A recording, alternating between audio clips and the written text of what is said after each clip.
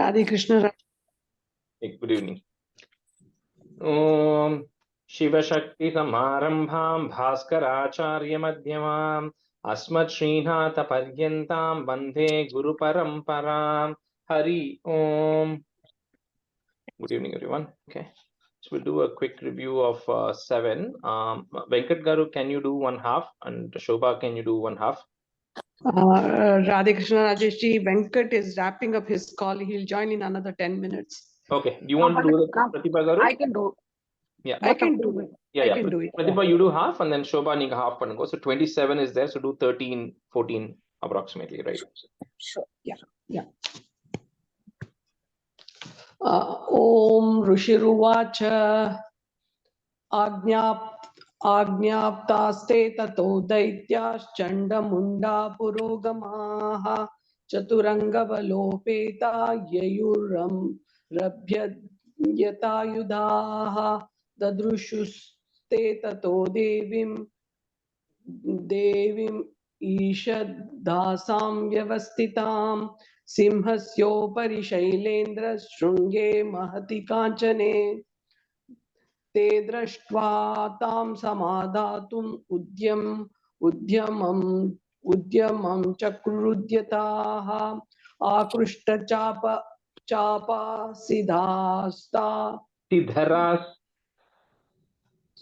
आकृष्टचापासिधरास् तथान्ये तत्समीपगाः ततः कोपं चकारोच्चैरम्बिका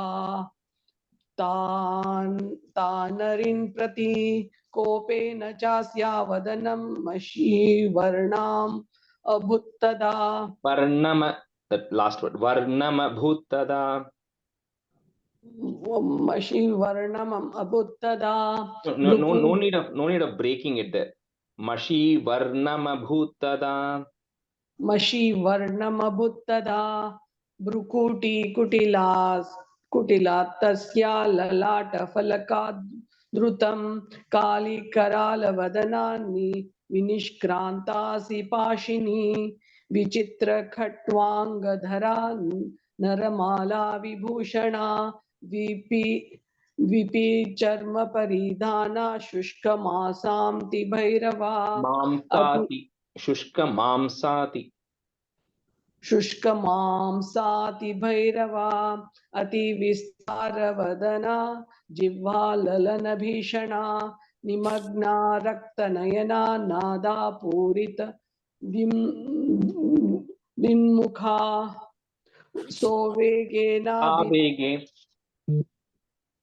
सावेगेनाभिपतिता घातयन्ती महासुरान् सैन्ये तत्र सुरारीणाम् अभक्षयत् तद्बलं पार्ष्णिग्रहाङ्कुशग्राहि योधघण्टा समन्वितान् समाधायैकहस्तेन मुखे चिक्षेप वारणान् तथैव योद्धं तुरगैरथं सारथिना सह निक्षिप्य वक्त्रे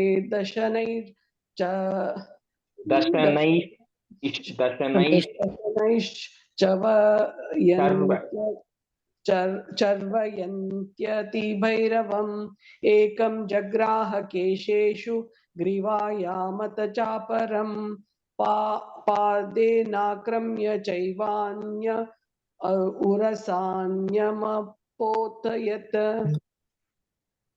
You can do one more. Good. तैर्मुक्तानि च शस्त्राणि महास्त्राणि तथा सुरैः मुखेन जग्राह Rusha दशनैर्मतितान्यपि.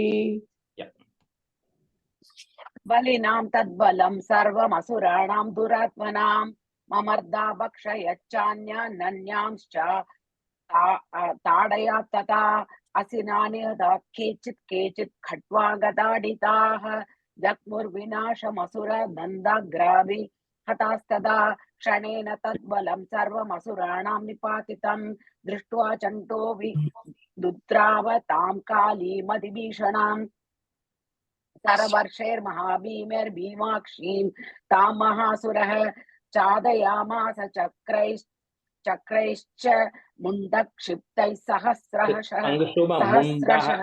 Shobha Andratla Munda Mundaha Chiptais. ओ श्योर्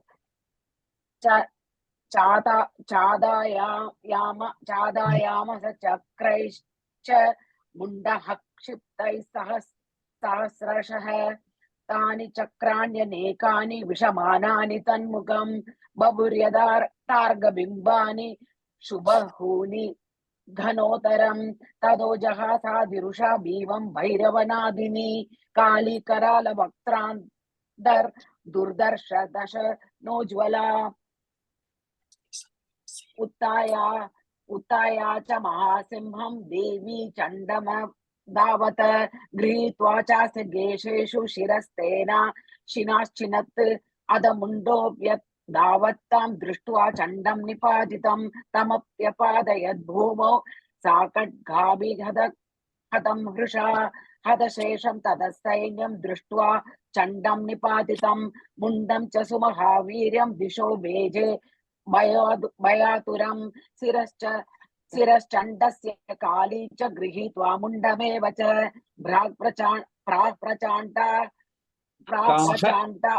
Praha Prachanda. प्राह प्रचाण्डाहास मिश्रमप्येत चण्डिकां मया The second line, Shubhan, the second line, and the Attahasam, right? Remember word Attahasam. Praha Prachandatahasam. प्राह प्रचाण्डा अट्टहास चलमा प्रचाण्ड But you don't have to break it as Attahasam, but that's the word, but it will go complete together. Praha Prachandatahasam. प्राह प्रचाण्डट्टहास मिश्रमाप्येत चण्डिकां मया दवात्रो बभृतौ चण्डमुण्डौ महाबशु युद्धयज्ञे स्वयं शम्भुं चम्बं निशुम्बं स्वयं शुम्भं निशुम्भं च हनिष्यसि ऋषिर्वाच तावानितौ तदो दृष्ट्वा चण्डमुण्डौ महासुरौ उवाच कालीं कल्याणि ललितं चण्डिका वचः यस्मात् चण्डं च मुण्डं च गृहीत्वा त्वमुपागता चामुण्डेति तदो लोके ख्याता देवी भविष्यसि ॐ सत्यसन्तु यजमानस्य कामः नमो देवे महादेवे शिवाय सतत नमः नमः प्रकृते भद्राय नियताः प्रणतास्मदां सांगाय सायुधाय सपरिवाराय सर्वात्मिकाय कर्पूर बीजाधिष्ठाद्रे काली चामुण्डा देवी नमः. On the line button, the 23rd button, just practice it, the second line, right? On 23rd. Praha Prachanda Tahasam Ishram Abhyete Chandikam. Okay. Sure, thank you. Okay. All right. So let's start with the 8th Ashtamodhyayaha, which is Rakta Bhija Vadaha. So let me just see who. So Valli Garu, you can be student, and Padma Garu, the first half. Okay. Okay. So let's see where we left. So when the previous class, right, the 7th one, so we saw how the Chanda and Munda were eliminated, right? So we kind of are going through a series of things. So just to kind of recap, right, from Parvati's Kosha came Kaushiki, and then from that Kaushiki, then they liked it, then Dhumra Lochana came, and then with the hum sound, Dhumra Lochana got eradicated. Then after Dhumra Lochana, then Chanda and Munda, Akshumpa sent Chanda and Munda along with all the armies, and then we saw how from the bros of the Devi, another Kali came, and then she got rid of Chanda and Munda, and then she got the name as Chamunda. So that's kind of where we ended last class, right? So after this Chanda and Munda, after they are eliminated, also the armies also got eliminated. Now, Shumbha and Nishumbha, they're still left. They are the primary people, right, who started this whole thing. But Devi has still been just fighting their armies and fighting their commanders and everything. So this Chanda and Munda, they are like extremely angry. So what they do is they kind of summon these 8 clans of Asuras. Okay, there are 8 names that we're going to see here. So Udha, Yuda, and when it comes there, I will actually tell you what those names are. So it will come, Uda, Yuda, Kambu, and Kambhuna, Koti Virya. So all these 8 clans of Asuras come. Now, the subtle meaning, which is kind of, if you like we said, right, Devi Mahatmyam, there's one is the front meaning that we are all seeing, and then there is actually an inner meaning of Devi Mahatmyam, which is very difficult to understand, very difficult to comprehend. And in the inner meaning, it says that these are like the 8 kind of pashas, or the 8 kinds of bonds that which actually cover us, right? So things like the shame, fear, doubt, and there's a list of 8 things, and I can send it over to you. So those are the 8 things which they say are these 8 clans of Asuras are representing those 8 different characteristics of behaviors of us, right? But anyway, in the context of the story, because that's how we are following this, the 8 clans of Asuras actually end up coming. And these Asuras also come up with their own army, right? So each of them has their own army also. So when they all approach, now this Chandika, the Devi is sitting there. She's sitting on her lion, and then with the bowstring, she then vibrates, and then that resonates like a trigger, right? So it resonates, the entire space is resonating. The lion is also like roaring, right, to be ready, and then she's ringing her bells and everything. So all of that, she's saying, I am ready for war.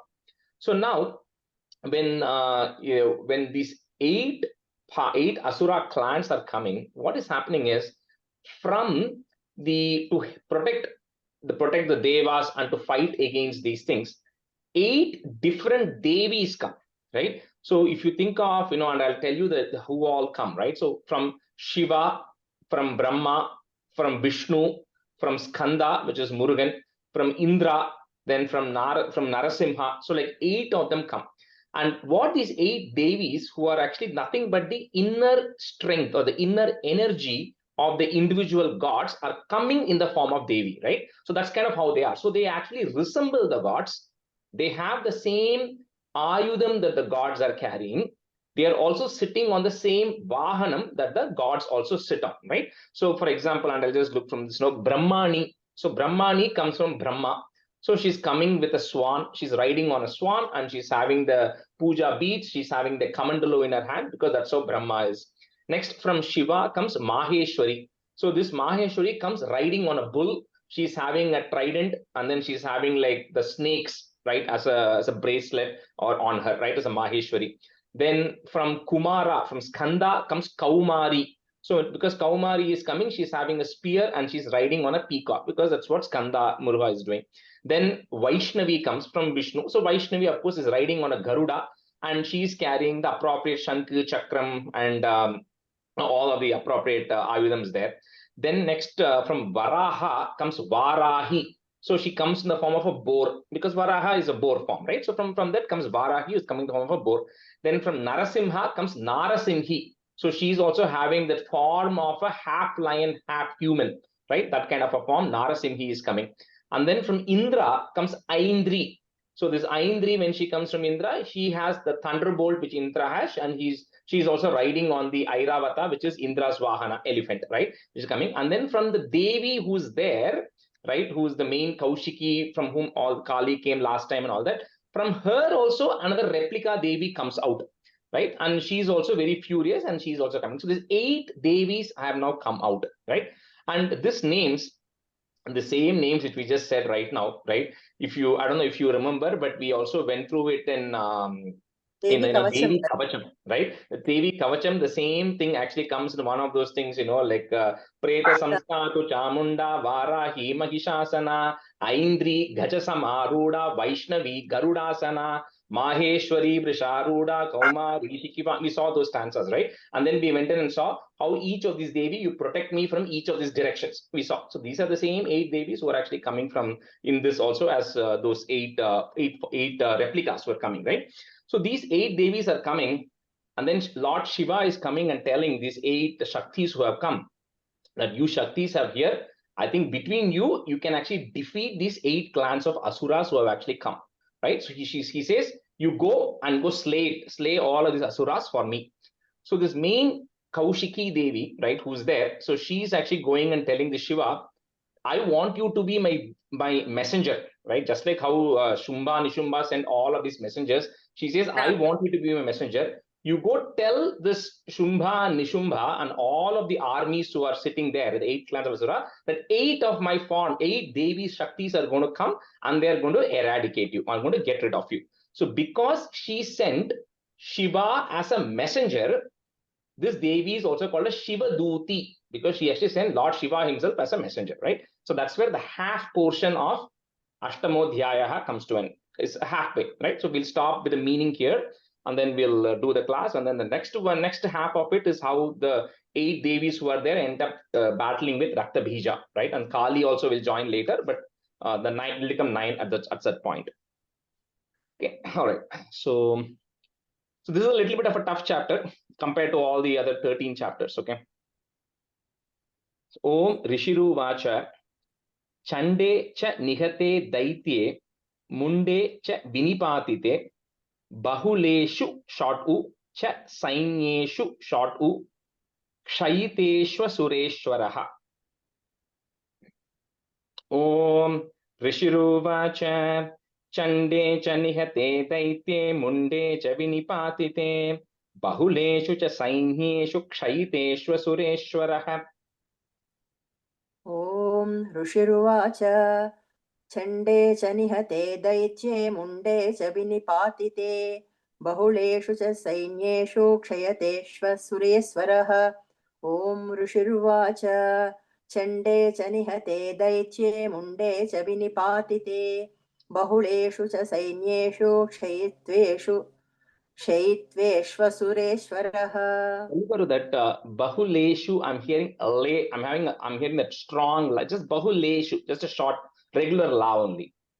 It is saying as a bahuleshu in the Telugu thing. Oh, okay, it's just a regular la only. So just bahuleshu.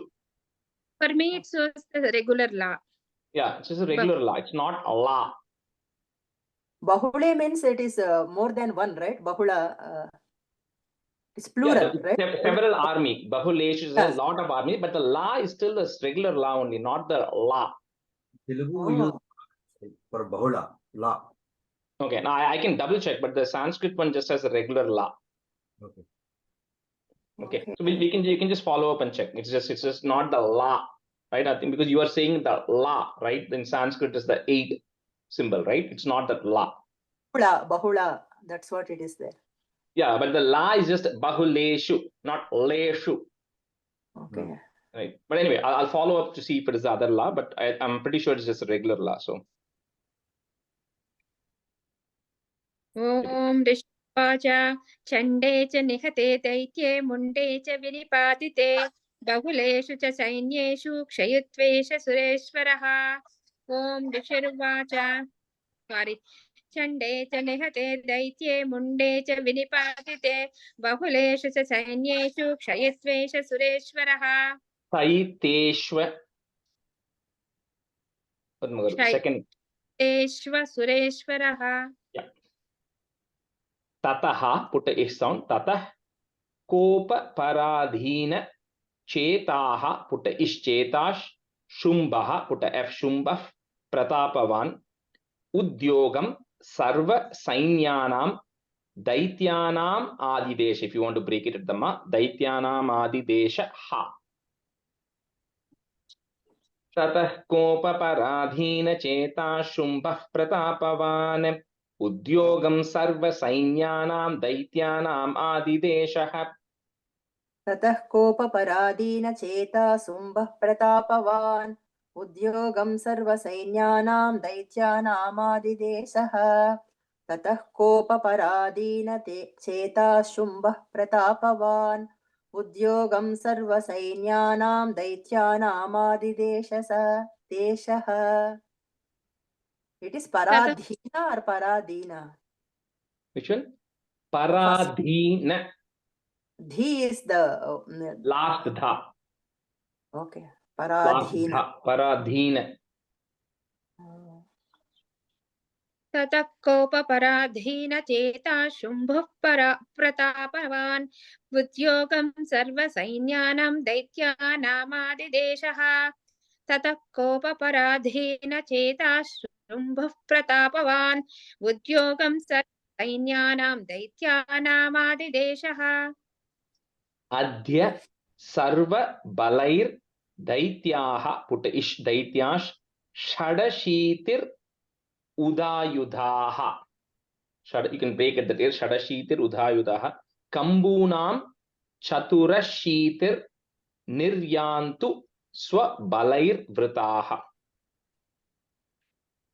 अद्य सर्वबलैर्दैत्याः षडशीतिरुधायुधाः कम्बूनां चतुरशीतिर्निर्यान्तु स्वबलैर्वृताः अद्य सर्वबलैर्दैत्याः षडशीतिरुदायुधाः कम्बूनां चतुरशीतिर्निर्यान्तु स्वबलैर्वृताः अद्य सर्वबलैर्दैत्याः षडशीतिरुदायुधाः कम्बूनां चतुरशीतिर्निर्यान्तु स्वबलैर्वृताः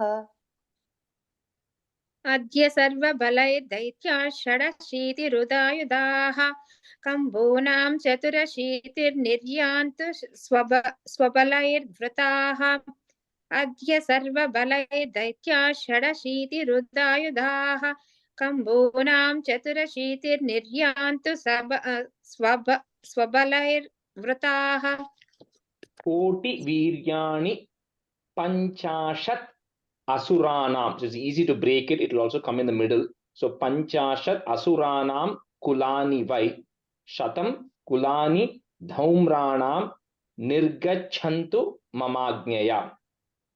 So here it's beginning to come. So the Koti Virya, the first word which is coming, as well as the Dhaumra, that is the second. So I said 8 different clans, right? So Koti Virya is one, Dhaumra is another one.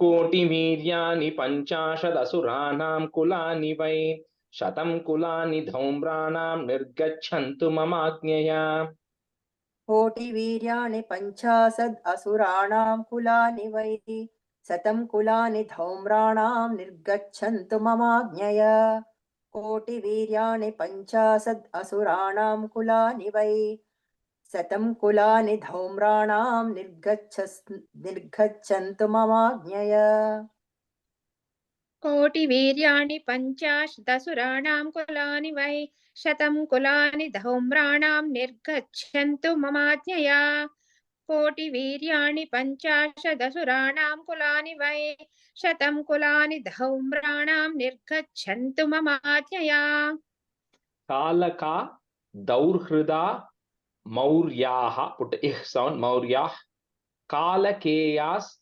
तथासुराः युद्धाय सज्जा निर्यान्तु आज्ञया त्वरिता मम. So again more of them are coming here. Kalaka, Daurhrida, Maurya, Kalakeya. So 4 of them here.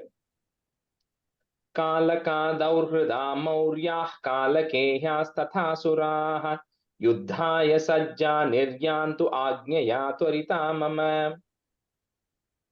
कालका दौर्हृदा मौर्याः कालकेयास्तथासुराः युद्धाय सज्जा निर्यान्तु आज्ञया त्वरिता मम. कालका दौर्हृदा मौर्याः कालकेयास्तथासुराः युद्धाय संज्ञा निर्यान्तु आज्ञया त्वरिता मम. युद्धाय सज्जा, second line, second word. युद्धाय सज्जा निर्यान्तु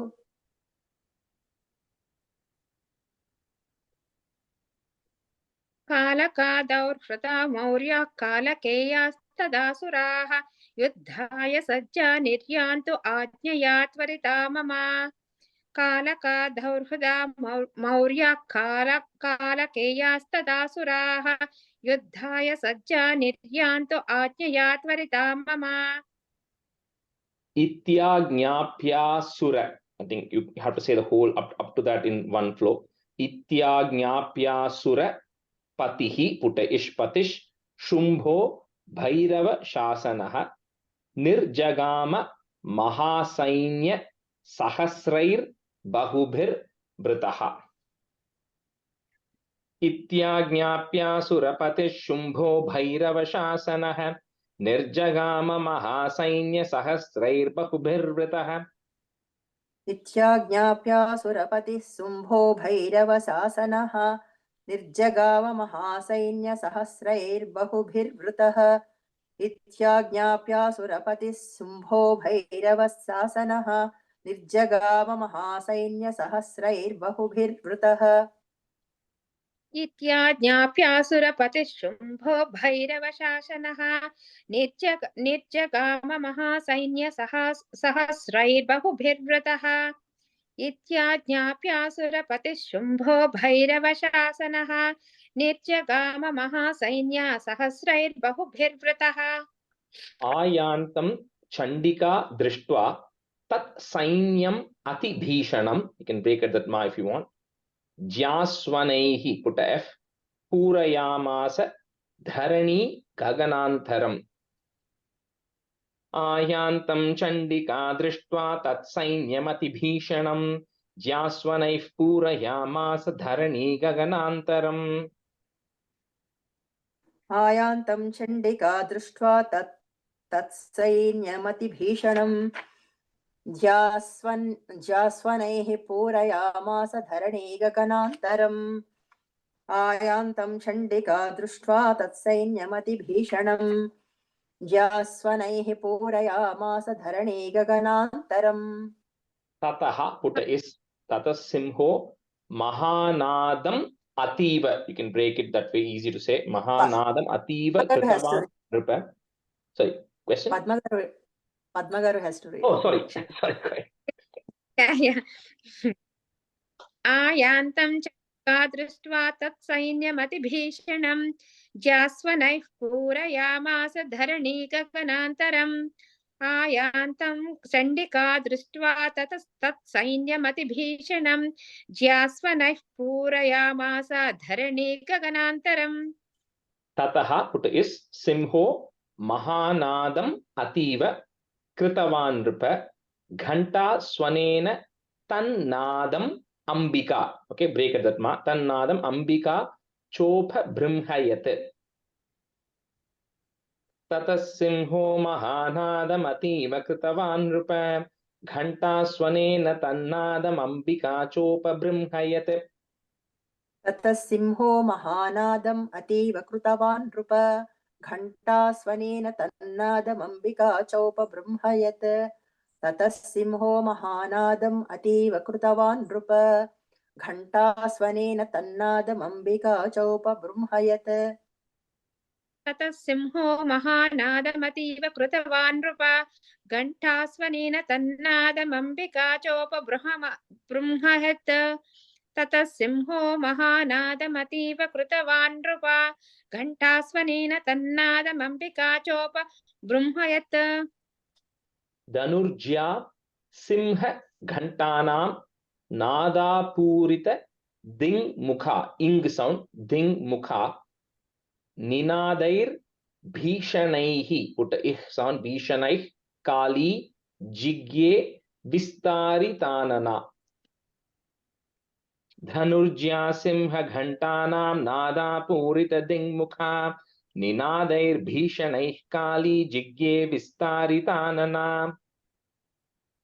धनुर्ज्या सिंह घण्टानां नादापूरितदिङ्मुख निनादैर्भीषणैः काली जिग्ये विस्तारितासन. तानन नन last line, last line. धनुर्ज्या सिंह घण्टानां नादापूरितदिङ्मुख निनादैर्भीषणैः काली जिग्ये विस्तारितानना.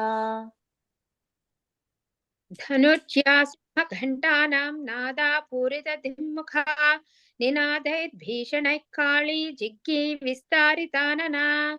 धनुर्ज्या सिंह घण्टानां नादिपूरितदिङ्मुखा नादापूरितदिङ्मुखा निनादैर्भीषणैः काली जिग्ये विस्तारितानना. तं निनादम् उपश्रुत्य दैत्य सैन्यैः चतुर्दिशं देवी लॉन्ग ई सिंहस्तथा काली सरोषैः पुट एफ सरोषैः परिवारिताः. तं निनादमुपश्रुत्य दैत्यसैन्यैश्चतुर्दिशं देवी सिंहस्तथा काली सरोषैः परिवारिताः। तं निनादमुपसृत्य दैत्यसैन्यैश्चतुर्दिशं देवी सिंहस्तथा काली सरोषैः परिवारिताः। तं निनादमुपसृत्य दैत्यसैन्यश्चतुर्दिशं देवी सिंहस्तथा काली सरोषैः परिवारिताः। तं निनादमुपसृत्य दैत्यसैन्यैश्चतुर्दिशं देवी सिंहस्तदा काली सरोषः परिवारिताः। तं निनादमुपसृत्य दैत्यसैन्यैश्चतुर्दिशं देवी सिंहस्तदा काली सरोषः परिवारिताः। एतस्मिन् अंतरे, but the in and na becomes double na there. So एतस्मिन् अंतरे भूप विनाशाय सुरद्विषां भवायाम अर, can say it together, भवायाम or सिंहानाम, that ma you break it, सिंहानाम अति वीर्य बलान्विताः। एतस्मिन्नन्तरे भूप विनाशाय सुरद्विषां भवायामर सिंहानाम अतिवीर्य बलान्विताः। एतस्मिन्नन्तरे भूप विनाशाय सुरद्विषां भवायामर सिंहानाम् अतिवीर्य बलान्विताः। एतस्मिन्नन्तरे भूप विनाशाय सुरद्विषां भवायामर सिंहानाम् अतिवीर्य बलान्विताः। एतस्मिन्नन्तरे भूप विनाशाय सुरद्विषां भवायामरसिंहानामतिवीर्यबलान्विताः। एतस्मिन्नन्तरे भूप विनाशाय सुरद्विषां भवायामरसिंहानामतिवीर्यबलान्विताः। ब्रह्मेश गुह विष्णूनां ततेन्द्रस्य च शक्तयः शरीरेभ्यो विनिष्क्रम्य तद्रूपैश् चण्डिकां ययुः. So this is where from each of them they're saying the Shakti is emanating from each of Brahma, Isha and everybody. Brahmesh गुह विष्णूनां ततेन्द्रस्य च शक्तयः शरीरेभ्यो विनिष्क्रम्य तद्रूपैश्चण्डिकां ययुः. ब्रह्मेश गुह विष्णूनां तथेन्द्रस्य च शक्तयः शरीरेभ्यो विनिष्क्रम्य तद्रूपैश्चण्डिकां ययुः. ब्रह्मेश गुह विष्णूनां तथेन्द्रस्य च शक्तयः शरीरेभ्यो विनिष्क्रम्य तद्रूपैश्चण्डिकां ययुः. ब्रह्मेश गुह विष्णूनां तदेन्द्रस्य च शक्तयः शरीरेभ्यो विनिष्क्रम्य तद्रूपैश्चण्डिकां ययुः. ब्रह्मेश गुह विष्णूनां तदेन्द्रस्य च शक्तयः शरीरेभ्यो विनिष्क्रम्य तद्रूपैश्चण्डिकां ययुः. यस्य देवस्य यद्रूपं यथा भूषण वाहनं तद्वदेव हि तच्छक्तिर, the r that is there in the halfway you break it, तच्छक्तिर असुरान् योद्धुमाययौ. यस्य देवस्य यद्रूपं यथा भूषण वाहनं तद्वदेव हि तच्छक्तिर असुरान् योद्धुमाययौ. यस्य देवस्य यद्रूपं यथा भूषणवाहनं तद्वदेव हि तच्छक्तिः असुरान् योद्धुमाययौ. यस्य देवस्य यद्रूपं यथा भूषणवाहनं तद्वदेव हि तच्छक्तिः असुरान् योद्धुमाययौ.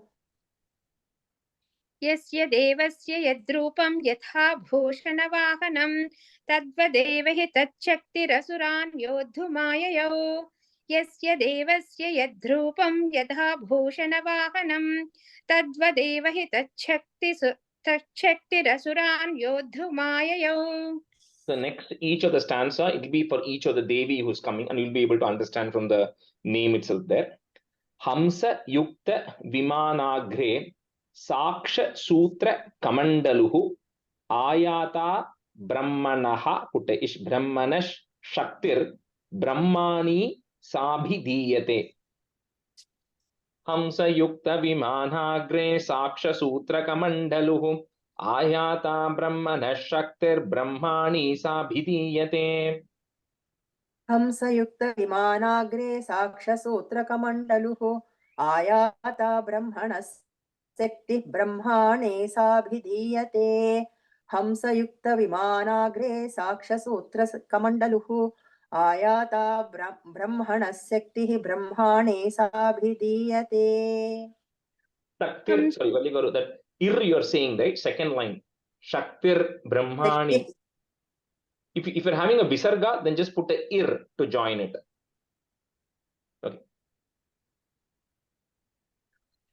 Ayata Brahmane ir. But there is no visarga actually. There is a visarga after the Brahmana. No. But I'm saying if some books may have Shakti, right? If some books may have Shakti, some books might have automatically removed that visarga and put a ir on top of Brahmani.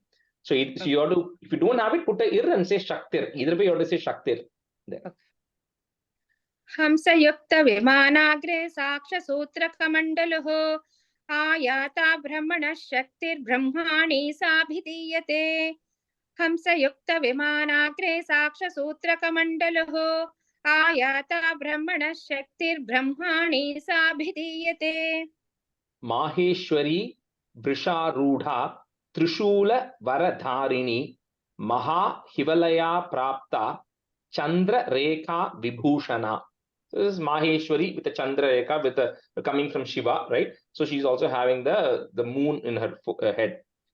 Maheshwari Vrisharudha Trishula Varadharini Maha Hivalaya Prapta Chandra Rekha Vibhushana. Maheshwari Vrusharudha Trishulavarधारिणी Mahahivalaya Prapta Chandra Rekha Vibhushana. Maheshwari Vrusharudha Trishulavarधारिणी Mahahivalaya Prapta Chandra Rekha Vibhushana. Maheshwari Vrusharudha Trishula Varadharini Mahahivalaya Prapta Chandra Rekha Vibhushana. Maheshwari Vrusharudha Trishula Varadharini Mahahivalaya Prapta Chandra Rekha Vibhushana. Just change halfway. Anandji, you can be a student. Sujata, you can be a student. Kaumari Shakti Hastacha Mayura Varavahana Yodhum Abhyayayo. You can break that. Yodhum Abhyayayo Daityan. So the na that is there, break it. Daityan Ambika Guha Rupini. Kaumari Shakti Hastacha Mayura Varavahana Yodhum Abhyayayo Daityan Ambika Guha Rupini. Kaumari Shakti Hastaja Mayura Varavahana Yodhum Abhyayayo Daityan Ambiga Guharupini. Kaumari Shakti Hastaja Mayura Varavahana Yodhum Abhyayayo Daityan Ambiga Guharupini. Kaumari Shakti Hastacha Mayura Varavahana Sorry, there are two dhas there. Yodhum Abhyaya Daityan Ambika Guharupini. Kaumari Shakti Hastacha Mayura Varavahana Yodhum Abhyaya Daityan Ambika Guharupini. Tathaiva Vaishnavi Shaktir ir sound Garudopari Samstita Shanka Chakra Gada Gadasharanga Khadga Hastabhyupayayo. So these are all the various weapons Vaishnavi is carrying. Tathaiva Vaishnavi Shaktir Garudopari Samstita Shanka Chakra Gadasharanga Khadga Hastabhyupayayo. Tadeva Vaishnavi Shaktir Garudopari Samstita Shanka Chakra Gadasharga Gadga Hastabhyupayayo. Tadeva Vaishnavi Shaktir Garudopari Samstita Shanka Chakra Gadasharga Gadga Hastabhyupayayo. Tathaiva Vaishnavi Shaktir Garudopari Samstita Shanka Chakra Gadasharanga Khadga हस्ताभ्युपाययौ तथैव वैष्णवी शक्तिर्गरुडोपरि संस्थिता शङ्खचक्रगदा शार्ङ्गखड्गहस्ताभ्युपाययौ Yajna varaham atulam. You can break that. Varaham atulam. Rupam ya bhibrato harehe shaktihi. Put is shaktis sapyayayau tatra varahim bibhrati tanum. Yajna varaham atulam rupam ya bibhrato harehe shaktis sapyayayau tatra varahim bibhrati tanum. यज्ञवाराहमतुलं रूपं या बिभ्रतो हरे शक्ति साप्ययो तत्र वाराहिं बिभ्रतिं तनुम्. End of the first line, harehe visarga is there. हरेः. यज्ञवाराहमतुलं रूपं या बिभ्रतो हरेः यज्ञ शक्ति साप्ययो तत्र वाराहिं बिभ्रतिं तनुम्. यज्ञवाराहमतुलं रूपं या बिभ्रतो हरेः शक्तिस्साप्याययौ तत्र वाराहीं बिभ्रति तनुम्. यज्ञवाराहमतुलं रूपं या बिभ्रतो हरेः शक्तिस्साप्याययौ तत्र वाराहीं बिभ्रति तनुम्. Narasimhi long e nrisimhasya bibhrati sadrisham vapuhu prapta tatra satakshepa kshipta nakshatra samhatihi. Narasimhi nrisimhasya bibhrati sadrisham vapuhu prapta tatra satakshepa kshipta nakshatra samhatihi. Narasimhi नृसिंहस्य बिभ्रति नरसदृशं बभुः प्राप्ता तत्र सटाक्षेप क्षिप्त नक्षत्र संहतिः. नारसिंही नरसिंहस्य बिभ्रति सदृशं बभुः प्राप्ता तत्र सटाक्षेप क्षिप्त नक्षत्र संहतिः. नारसिंही नृसिंहस्य बिभ्रति सदृशं वपुः प्राप्ता तत्र सटाक्षेप क्षिप्त नक्षत्र संहतिः. नारसिंही नृसिंहस्य बिभ्रति सदृशं वपुः प्राप्ता तत्र सटाक्षेप क्षिप्त नक्षत्र संहतिः. Vajra hasta. Second line. Satakshepa, they said, right?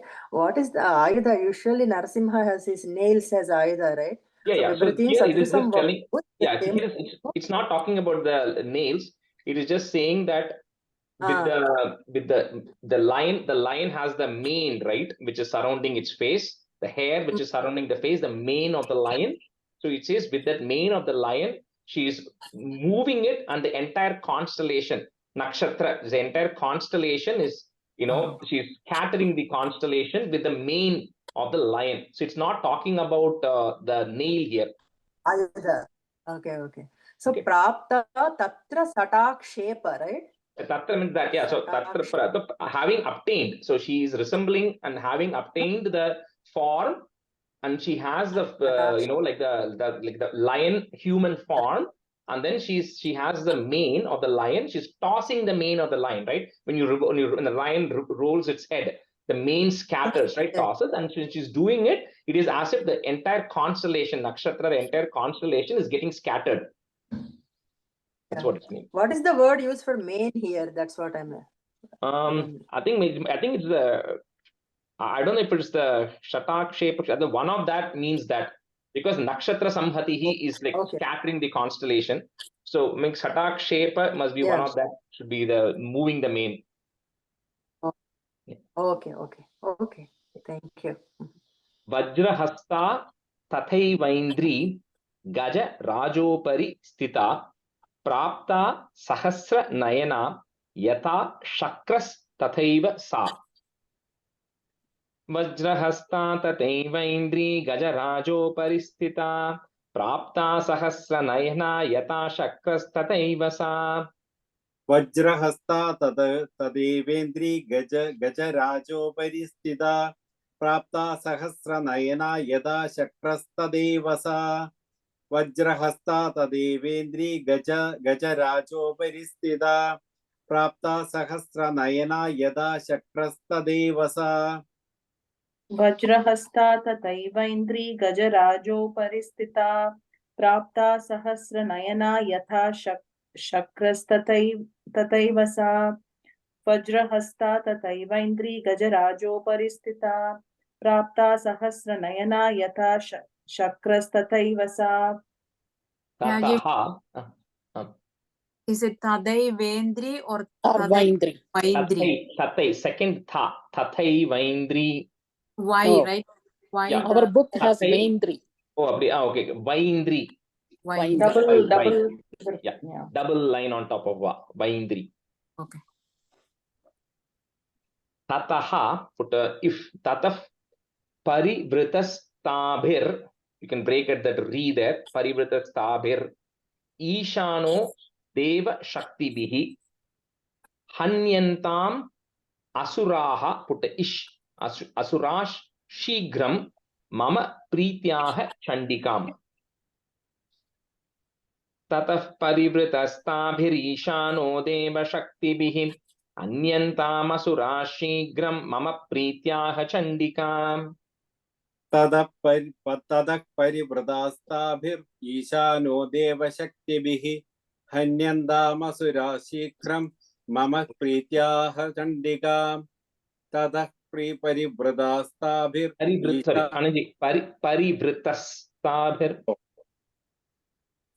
ततः परिवृतास्ताभिरीशानो देवशक्तिभिः हन्यन्तामसुराः शीघ्रं मम प्रीत्याह चण्डिकाम्.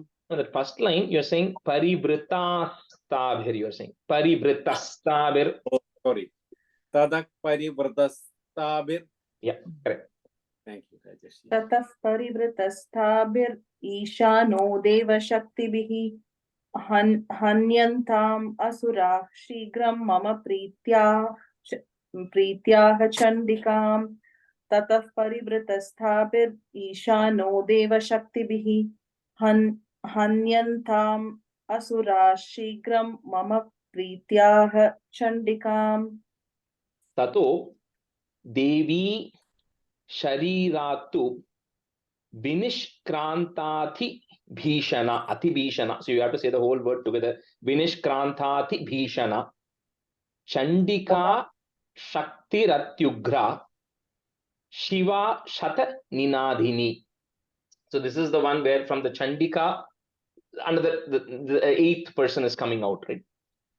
Tato Devi Shariratu Vinishkrantati Bhishana Chandika Shaktiratyugra Shiva Shata Ninadhini.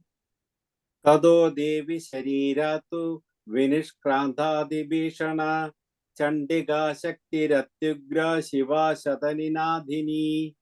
Tado Devi Shariratu Vinishkrantati Bhishana Chandika Shaktiratyugra Shiva Shata Ninadhini. ततो देवी शरीरात्तु विनिष्क्रान्तातिभीषणा चण्डिका शक्तिरत्युग्रा शिवा शतनिनादिनी. ततो देवी शरीरात्तु विनिष्क्रान्तातिभीषणा चण्डिका शक्तिरत्युग्रा शिवा शतनिनादिनी. सा Chaha Dhumra Jatilam. You can break it that ma Jatilam. Ishanam Aparajita, but you can say it together. Ishanam Aparajita. Duta Tvam Gacha Bhagavan Parshvam Shumbha Nishumbhayoho. Sa Chaha Dhumra Jatilam Ishanam Aparajita. Duta Tvam Gacha Bhagavan Parshvam Shumbha Nishumbhayoho. Sachaha Dhumra Jatilam Ishanamaparajita Dudatvam Gacha Bhagavan Parsham Shumbhani Shumbhayo. Sachaha Dhumra Jatilam Ishanamaparajita Dudatvam Gacha Bhagavan Parsham Shumbhani Shumbhayo. Nishumbhayoho. Visarga is there. Nishumbhayoho. And then second, first line, second word. Sa Chaha. There's no R then. Sa Chaha Dhumra.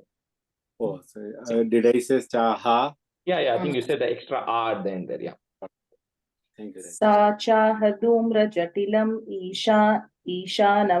ईशानमपराजिता दूतत्वं गच्छ भगवन् पार्श्वं शुम्भनिशुम्भयोः सा चाह धूम्रजटिलम् ईशानमपराजिता दूतत्वं गच्छ भगवन् पार्श्वं शुम्भनिशुम्भयोः ब्रूहि शुम्भं निशुम्भं च दानवावति गर्भितौ ये चान्ये दानवास्तत्र युद्धाय समुपस्थिताः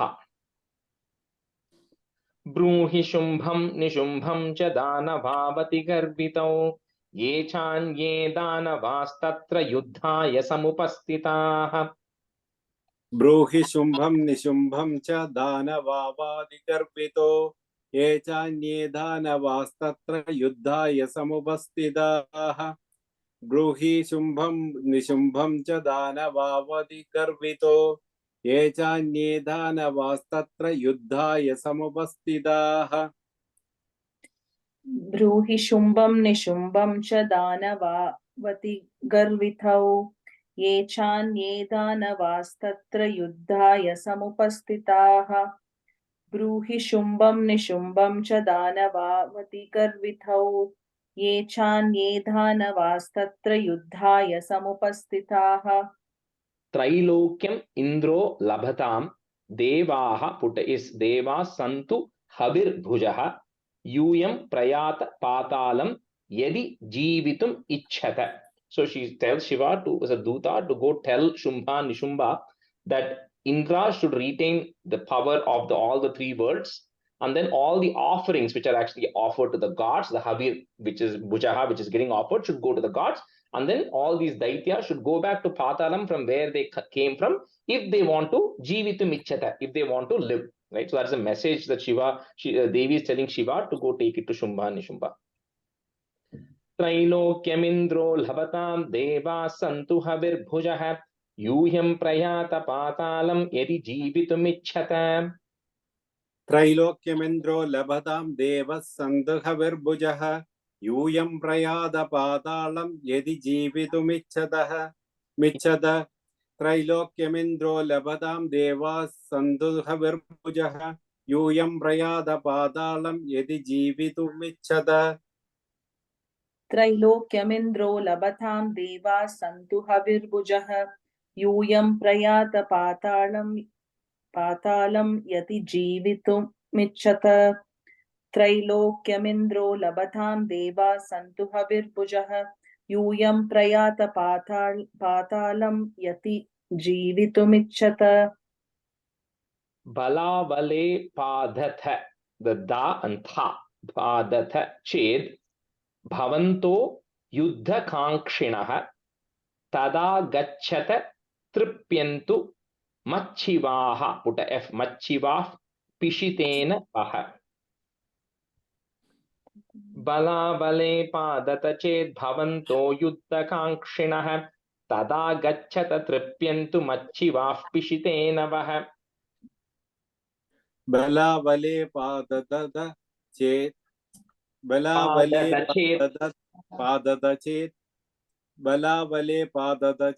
भवन्तो युद्धकाङ्क्षिणः तदा गच्छत तृप्यन्तु मच्छिवाः पिशितेन वह. मच्छिवाः पिशितेन वह. If sound. वाह. बलाबले पादत चेत् भवन्तो युद्धकाङ्क्षिणः तदा गच्छत तृप्यन्तु मच्छिवाः पिशितेन वह. बलावले पादत चेत् भवन्तो युद्धकाङ्क्षिणः तदा गच्छत तृप्यन्तु मच्छिवाः पिशितेन वह. बलावले पादत चेत् भवन्तो युद्धकाङ्क्षिणः तदा गच्छत तृप्यन्तु मच्छिवाः पिशितेन वह. यतो नियुक्तो दौत्येन तया देव्या शिवः पुट इस् शिवः स्वयं Shivaduti ti. So the first ti is a long ti, second ti is a short ti. Shivaduti ti. This is Shivaduti iti, right? So that's two words mixed there. Lokes mims. So to multiple is lokes mims. Tataha putta is tatas sa khyatim agata.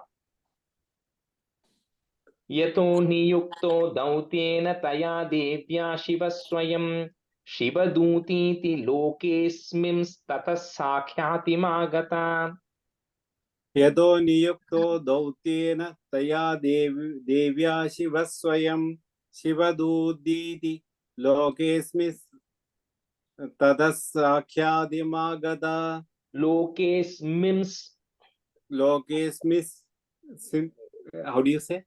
See, Loke. loke asmin are two words there, but that becomes a is in the sandhi there. So Okay. lokesmims. Oh, mims. Okay.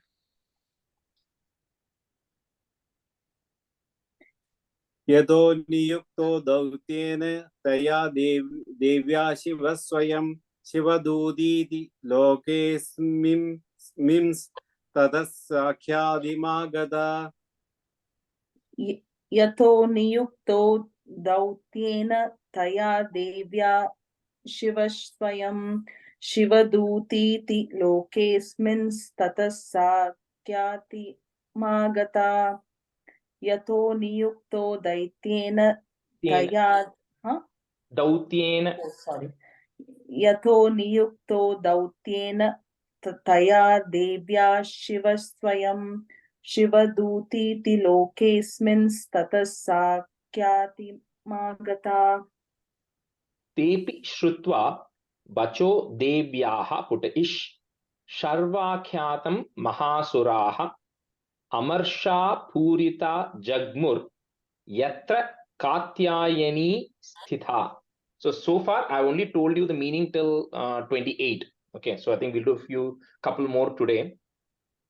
Tepi shrutva vacho devya sharvakhyatam mahasuraha amarsha purita jagmur yatra katyayani sthitha. तेऽपि श्रुत्वा वचो देव्या सर्वाख्यातं महासुराः अमर्षापूरिता जग्मुर्यत्र कात्यायनी स्थिता तेऽपि श्रुत्वा वचो देव्या सर्वाख्यातं महासुराः अमर्षापूरिता जग्मुर्यत्र कात्यायनी स्थिता तेऽपि श्रुत्वा वचो देव्या सर्वाख्यातं महासुराः अमर्षापूरिता जग्मुर्यत्र कात्यायनी स्थिता तेऽपि श्रुत्वा वचो देव्या सर्वाख्यातं महासुराः अमर्षापूरिता जग्मुर्यत्र कात्यायनी स्थिता. We'll do one more.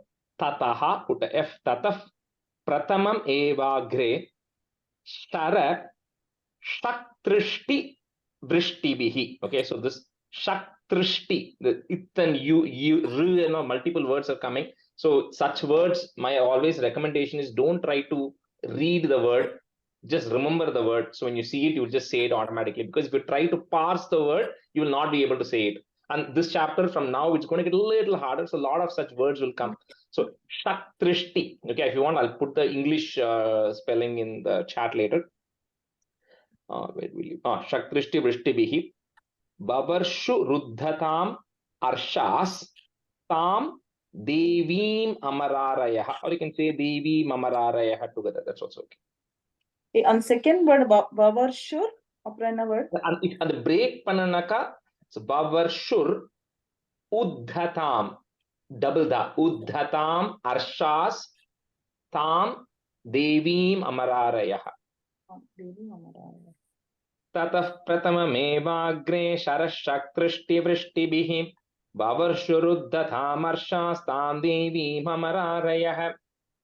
ततः प्रथममेवाग्रे शरशक्तिर्वृष्टिवृष्टिभिः ववर्षुद्युद्धतामर्षस्तां देवीममरारयः ततः प्रथममेवाग्रे शरशक्तिर्वृष्टिवृष्टिभिः ववर्षुद्युद्धतामर्षस्तां देवीममरारयः ततः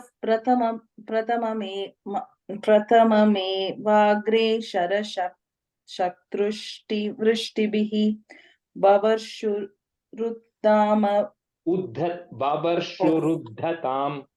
ववर्षुरुद्धतामर्षास्त्वां देवी ममरारयः ततः प्रथममेवाग्रे शरशक्तृष्टिवृष्टिभिः ववर्षुरुद्दाम उद्धताम ववर्षुरुद्धतामर्षास्तां देवी ममरारयः. Hari Om. Okay, so we'll end the class here today.